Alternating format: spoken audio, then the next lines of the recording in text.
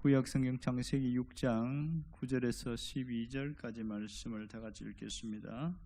이것이 노아의 조건이라. 노아는 의인이요 당대의 완전한 자라. 그는 하나님과 동행하였으며 세 아들을 낳았으니 셈과 함과 야벳이라. 그때에 온 땅이 하나님 앞에 부패하여 포악함이 땅에 가득한지라. 하나님이 보신즉 땅이 부패하였으니 이는 땅에서 모든 혈육이 있는 자의 행위가 부패함이었더라. 아멘. 오늘 여기 노아의 족보가 나옵니다. 9절에서 10절에 보면 노아의 세 아들과 노아가 어떤 사람인가 하는 것을 이야기를 하고 있는데, 이것을 줄이면 오늘 의인, 완전한 자, 동행, 이 세 단어로 정리를 할 수 있습니다. 노아는 의인이고 당대의 완전한 자였다. 그리고 그는 어떻게 살았느냐? 하나님과 동행했다. 이렇게 평가를 하고 있습니다. 어쩌면 이 노아에 대한 평가가 너무 과하지 않은가 이런 생각이 들어볼 때가 있습니다.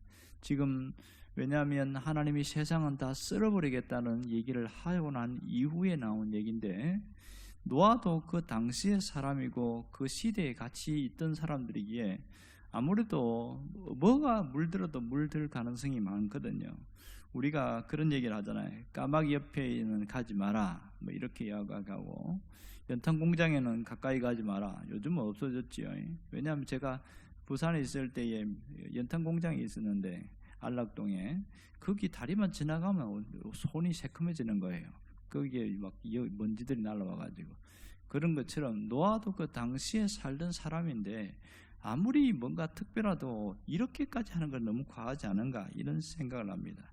특별히 하나님이 하시는 말씀이 이 사람은 완전한 사람이야, 이럴 때 상당히 우리는 괴리감을 느끼게 되어지는 거예요. 도대체 뭘 했길래 이렇게 후한 점수를 주는가, 이렇게 특별하게 대하시는가, 이런 생각들이 참 많이 들 수밖에 없습니다. 어쩌면 이 하나님은 노아에 대해서만 너무나 지나친 편애를 하고 있는 것 같다, 이런 생각이 들 정도예요. 그러면 의인이라는 뜻은 뭐냐? 여기서 보면 의인은 뭐고 동행했다는 거 뭐고 완전했다는 건 뭐냐? 이걸 한번 알아보면 좋겠어요. 의인은 의롭다, 올바른, 공정한, 공의로운 뭐 이런 뜻을 갖고 있고, 완전하다는 뜻은 흠이 없는, 온전한, 이게 원래 사전적인 정의고요. 또 동행이라는 것은 하나님과 함께했고 하나님과 교제했다, 하나님과 여행하다, 이런 뜻이 있어요. 그러면 이 노아에 대해서 왜 이렇게 얘기하는가? 이걸 하나로 묶어서 정리를 해보면 딱 한 가지입니다. 노아는 끝까지 믿음을 버리지 않았다. 이걸로 이렇게 정리를 할 수가 있습니다. 그는 어떤 경우에도 끝까지 믿음을 버리지 않았다는 것으로 한마디로 정리될 수 있는 것이지요.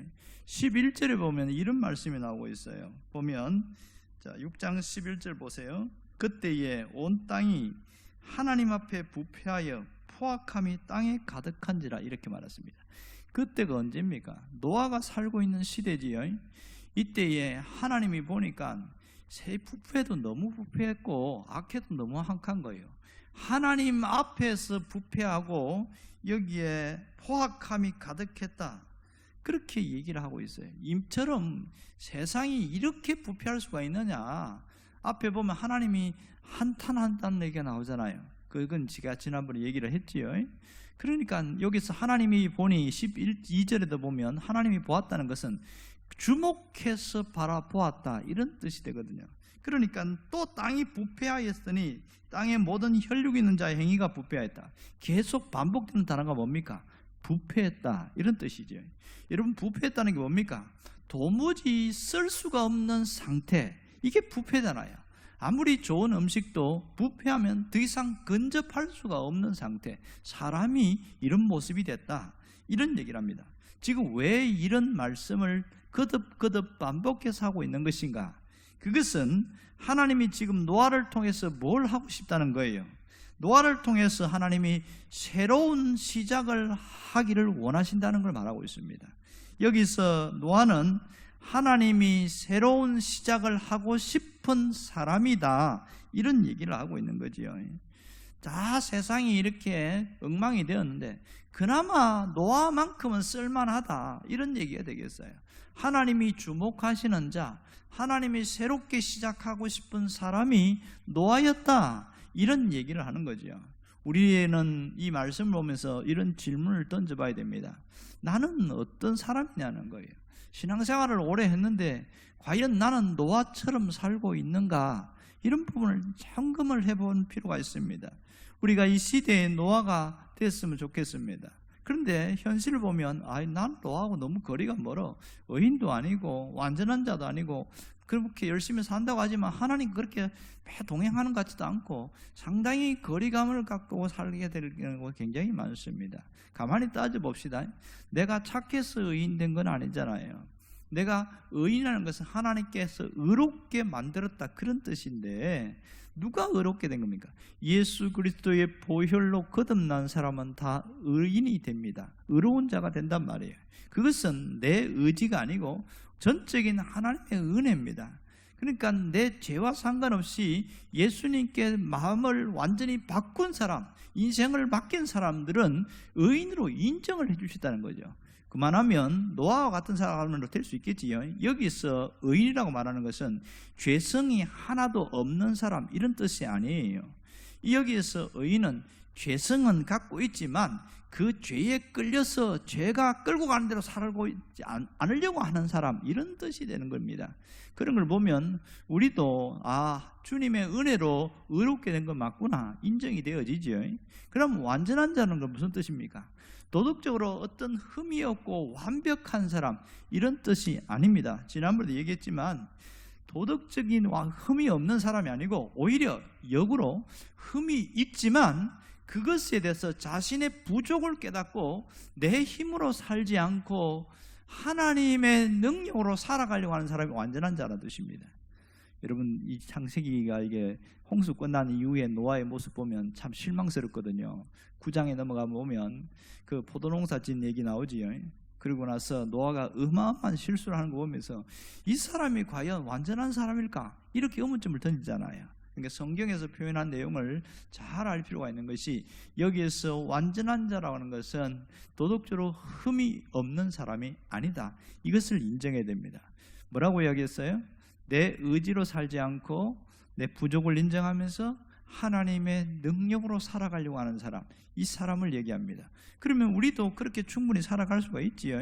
그 다음에 하나님과 동행은 너무 잘하는 거잖아요. 이건 뭡니까? 내가 세상의 방법으로 살지 않고 하나님의 방법으로, 하나님의 뜻으로 살아가려고 하는 사람들을 동행이다, 이렇게 표현하고 있습니다. 그런 걸 보면, 정리해보면 우리도 이 시대에 노아처럼 살 수 있다는 거죠. 하나님이 그렇게 만들어 놓으셨다는 거예요. 문제는 노아처럼 살아가야 하는 것이 우리의 핵심입니다. 당시에 이 노아는 모든 사람들이 죄 짓는 것이 당연하고 죄를 안 짓는 사람이 이상하고 죄 짓는데 그래 내가 도와줄게, 죄 짓는데 도움을 주는 그런 시대였습니다. 그걸 어떻게 알고 있어요? 당신은 네피림이 지배하는 시대다, 이렇게 이야기하잖아요. 네피림이 뭐 하는 사람입니까? 사람을 함부로 죽이고 함부로 막 억압하고 자기가 왕이 돼서 살아가는 사람입니다. 죄 짓는 것을 선동하는 사람이 네피림이거든요. 그러니까 이 땅에 하나님 보니까 부패하고 또 부패하고 심히 부패했다, 이렇게 얘기하는 거죠. 그만큼 이런 시대에 노아는 어떻게 살아가요?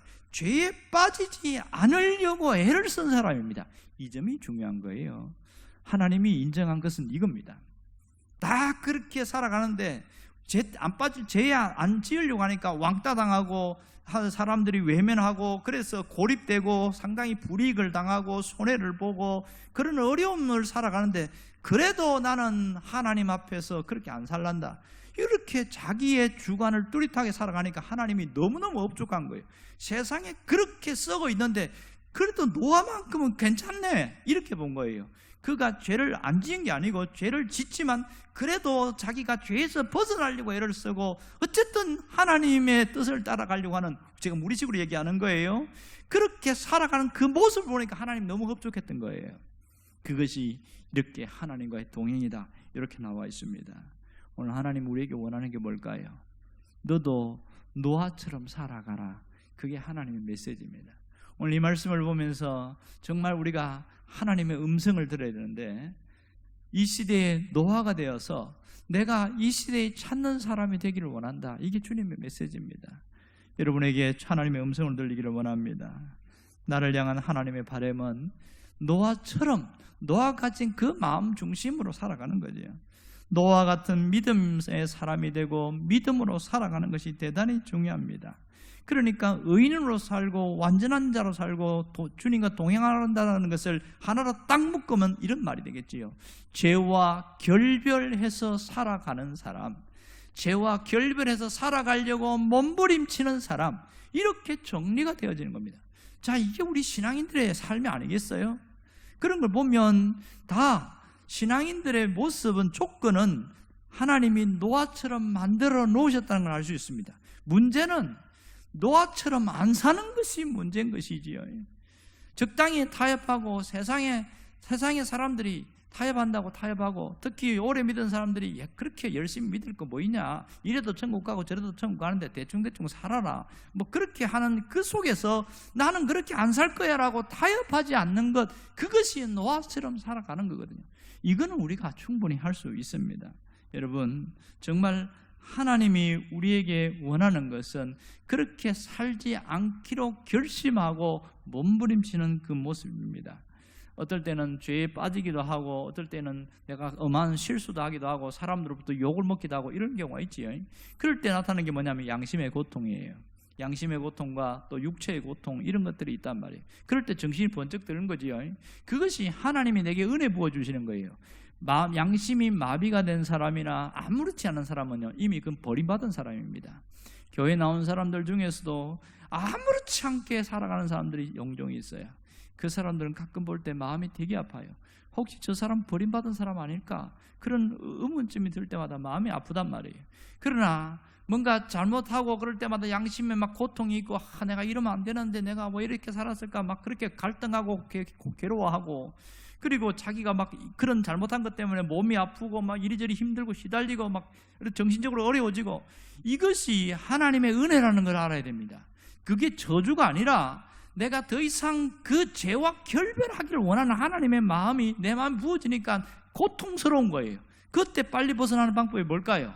하나님 정말 죄송합니다 하고 돌이키는 거죠. 간단합니다. 그것을 신앙적 용어로 회개다, 이렇게 이야기합니다. 그렇게 하면서 사는 그 몸부림, 그것만 하나 갖고 있어도 주님은 귀하게 본다는 사실을 놓지 않기를 원합니다. 정말 우리가 그렇게 살기를 원해야 됩니다. 하나님과의 동행은 100%의 완벽한 삶이 아닙니다. 최선을 다해서 살아가는 거예요. 내가 죄와 결별하기로 그렇게 마음먹고 정말 최선을 다해서 살아가는 겁니다.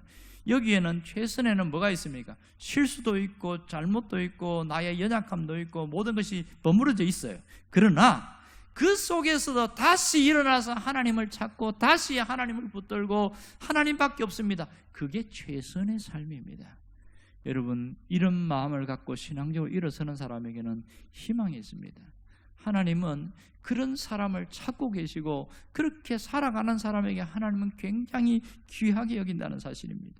지금도 하나님과 동행하는 사람, 노아처럼 살아가려고 하는 그 사람을 주님은 두 눈을 두루 감찰하사 찾고 계신다는 사실을 놓치지 않기를 원합니다. 바로 우리 자신이 바로 하나님이 찾으시는 그 사람이 되기를 간절히 원합니다. 이렇게 하나님과 동행하는 사람은 무슨 특징이 있는지 아세요? 자신의 부족함을 인정하고 살아가요. 자신의 연약함을 철저하게 인정하고 살아가요. 하나님과 동행하지 않는 사람들은 어떻게 사는지 압니까? 반대로 삽니다. 그래도 나 정도는 괜찮은 사람이야, 나는 나 정도는 신앙도 있고 뭐 이 정도는 있고 괜찮아, 그렇게 자신의 부족함을 인정하지 않고 자기 힘으로 살아가고 자기 의지로 살아가고 자기 잘나마서 살아가고, 모든 것이 자신이 중심이 되어서 살아가고 있습니다. 이런 사람들은 하나님과 동행하지 않습니다. 그러면 하나님과 동행한다는 것은 뭡니까? 내가 부족하고 내가 연약하고 내가 능력이 없기 때문에 내 힘으로만 살려고 하지 않지요.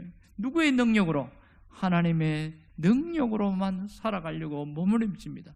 모든 것이 주어진 것이 하나님의 은혜인 줄 알고 그 하나님께 늘 고마움과 감사를 표현하면서 내가 오늘도 하나님의 능력을 붙들고 일어서겠습니다, 이러면서 살아가는 이 삶 자체가 하나님과의 동행이라는 사실을 놓치지 않기를 원합니다.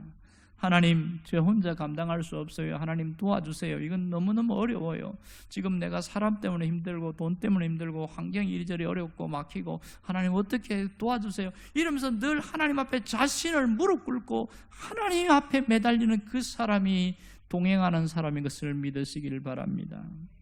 오늘 노아는 겉으로 볼 때 믿음의 사람인지 아닌지 잘 분별이 안 됐습니다. 왜냐하면 이마에 믿음의 사람이다 이렇게 표시가 없습니다. 그런데 이 노아가 정말 하나님이 이렇게 높일 만한, 인정할 만한 것이 뭐가 있냐면, 하나님은 그 뒤에 뭘 이야기합니까? 세상 일이 악하고 그러니까 심판하기 위해서 뭔가 하나를 준비하지요. 그게 뭡니까? 커다란 배를 좀 만들려고 그러잖아요. 방주.